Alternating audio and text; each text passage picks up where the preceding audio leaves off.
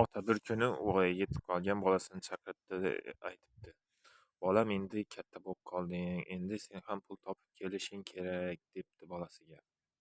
"Bir hunarni boshini ushla", debdi. Keyin bolasi aytibdi: "Mayli, men o'ylanib ko'raman", debdi otasiga. O'ylanib ko'rdida, uni qilsa og'ir, buni qilsa, bunaqa qilsa og'ir. Mehnatni xohlamadida otasiga aytibdi: "Ota, men kasb qilmayman, eng yaxshisi o'g'illik", debdi. "O'g'illik qilaman", debdi. Keyin otasi aytibdi, o'ylabdida: "Mayli, unda o'g'illik qilsang, boshlanishiga yaqindan boshla", debdi. "Qo'shnikidan boshla", debdi. Keyin bolasi aytibdi: "Xo'p", debdi. "Lekin bugun qilma, ertaga qilasan", debdi, o'g'illikni, debdi. Keyin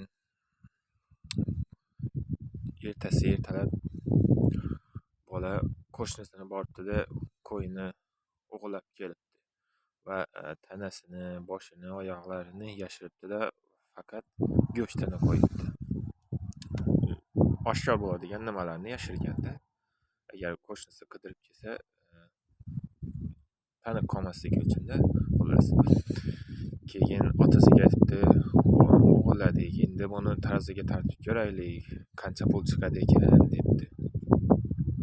Keyin otasi ikkalasi taroziga tortdi. Qanchadir kilo chiqibdi, 30 kilomi shuncha chiqibdi.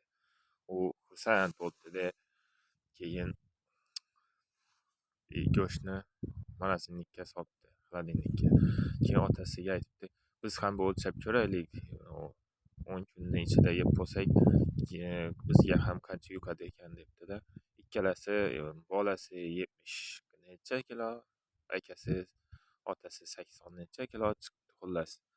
Go'shtni yemasdan oldin. Keyin bola xursand bir hafta go'shtni yebdi-da, keyin yana go'sht tamom bo'lgandan keyin ikkalasi ham taroziga chiqibdi. Otasi 2 kilo semirgan, bolasi 2 kilo oriqlagan-da. Keyin hayron bo'libdi-da, otasiga aytibdi: "Nimaga bunaqa?", debdi.